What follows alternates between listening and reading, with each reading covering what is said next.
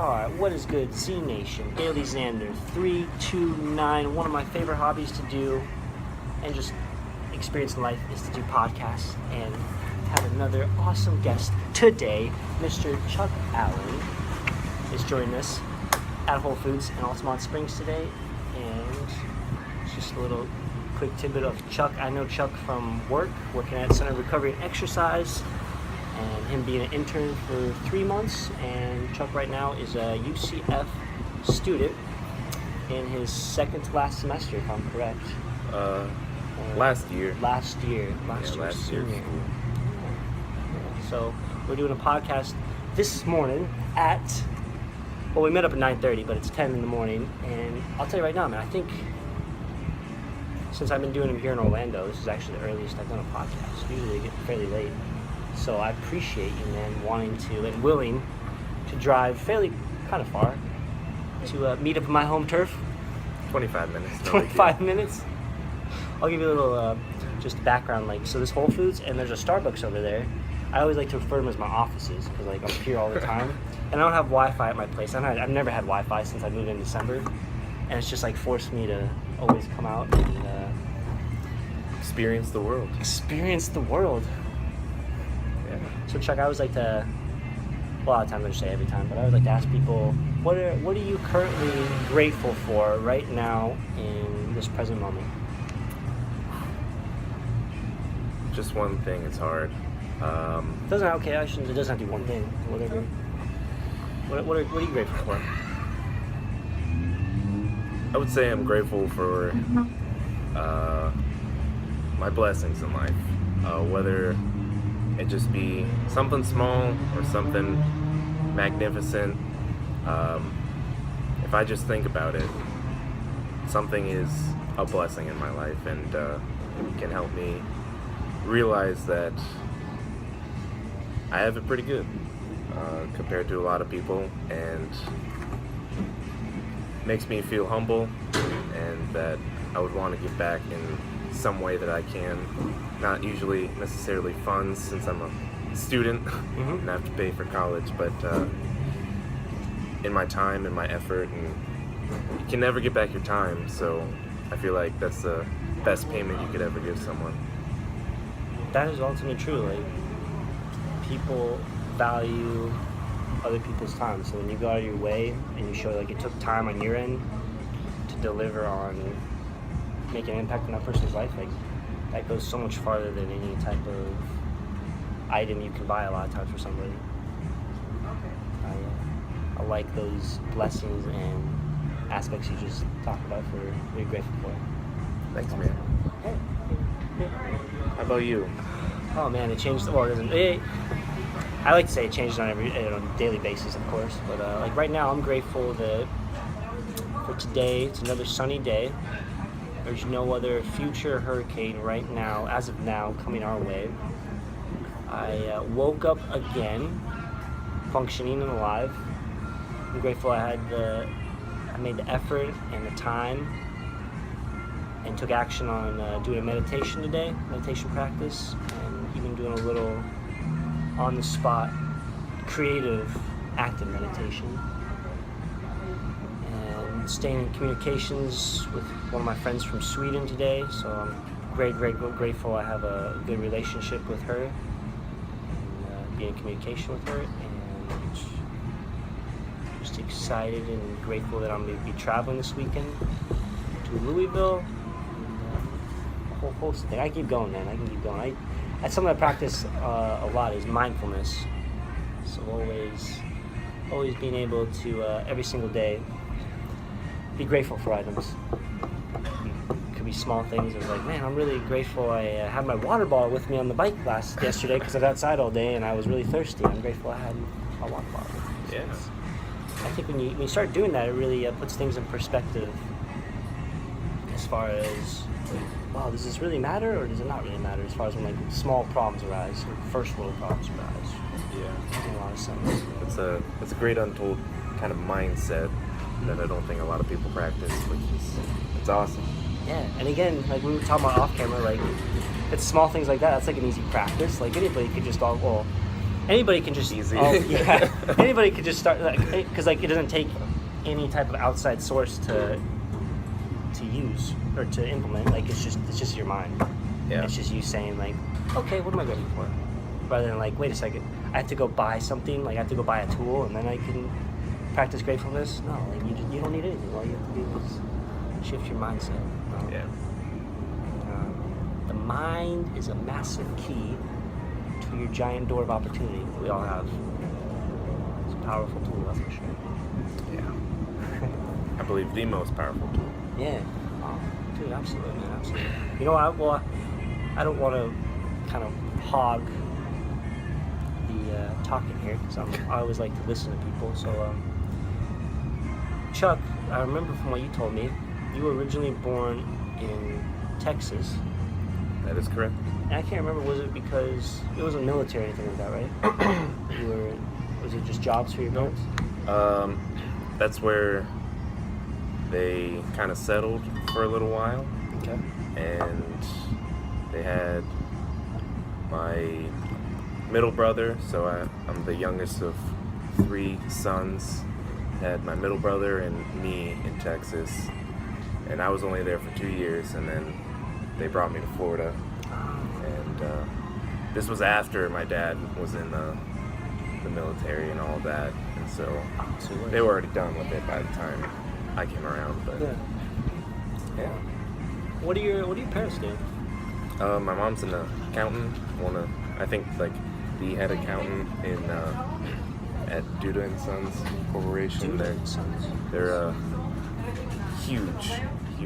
They have a bunch of land, a bunch of farmland, cattle. Okay. Are they a national? Like, is this a national? Yeah, it's all over the nation here. Yeah.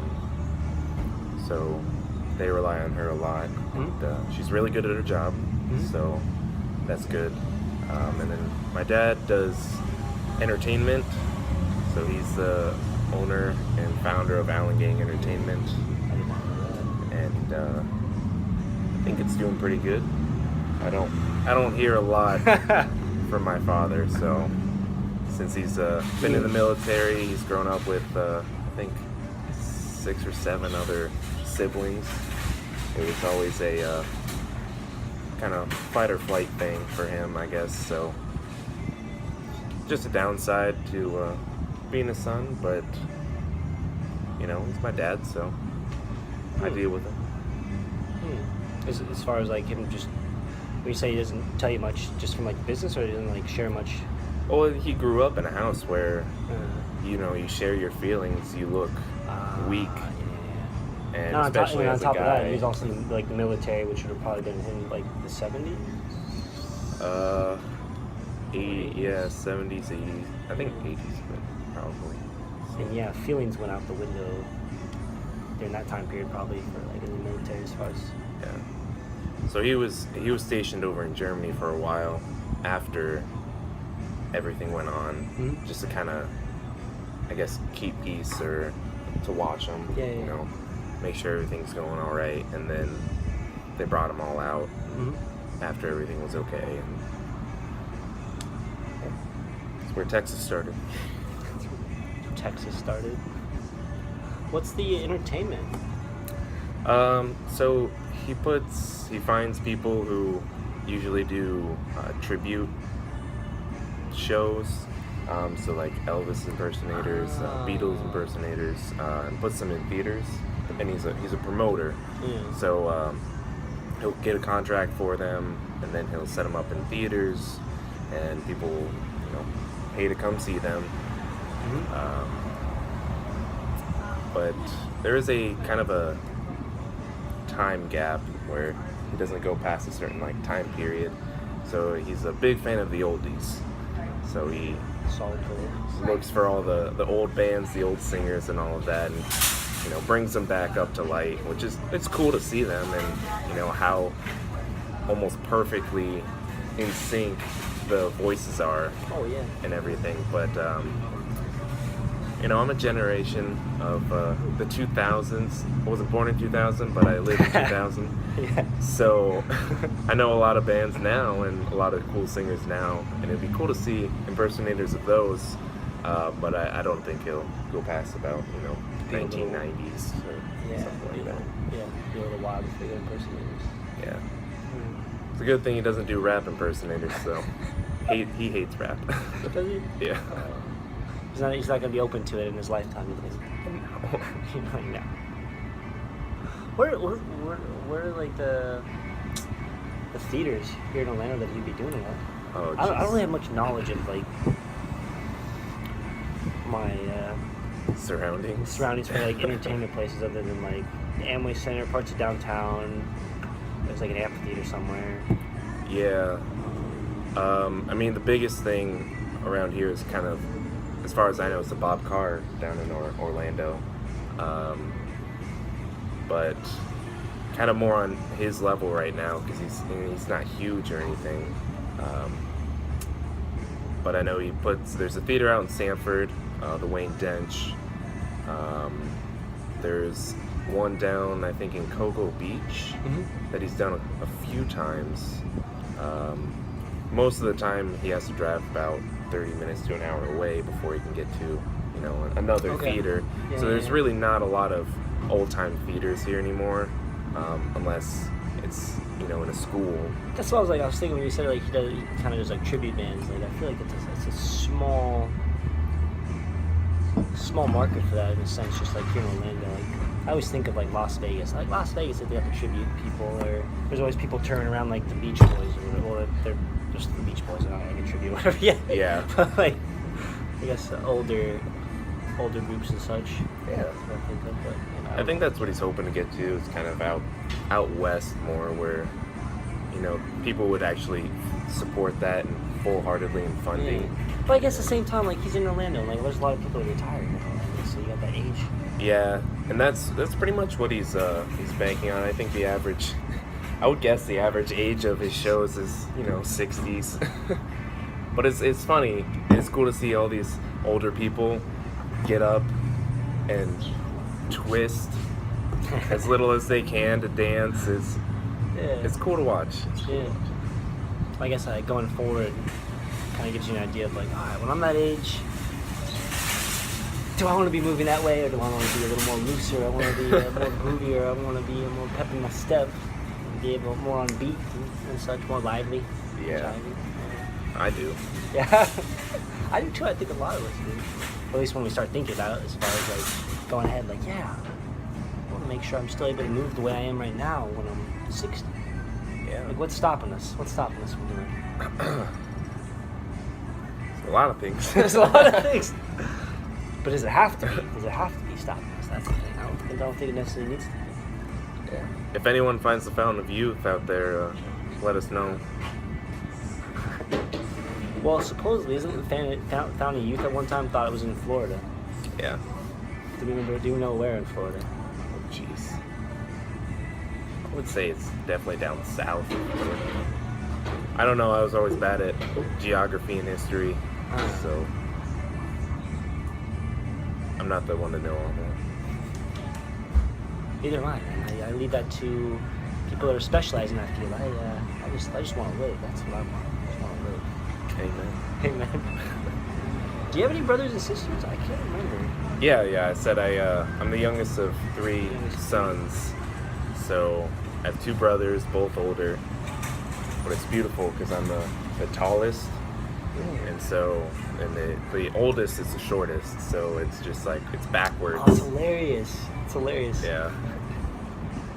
But are there other things you could say too about like your siblings and you, as far as like you look at certain characteristics? Like you just mentioned height, you just mentioned age, as far as like a difference. But like, is there another thing like, the best dancer is me, and then the middle child is the second best dancer, and the oldest child is the worst dancer, kind of thing? Actually, I would say you're pretty spot on that, to be honest. That's hilarious. I do, yeah. I do like dancing. I like moving my body the way that expresses how I feel. Mm-hmm. I would say that grinding is not a dance, so I don't do do Well, that. you know, like it's not a dance, but like it's still like it's a movement. It is. It's a movement. Okay, I'll agree with you. I'll compromise here. It is a dance. You won't see me doing it, I guess. Yeah. Is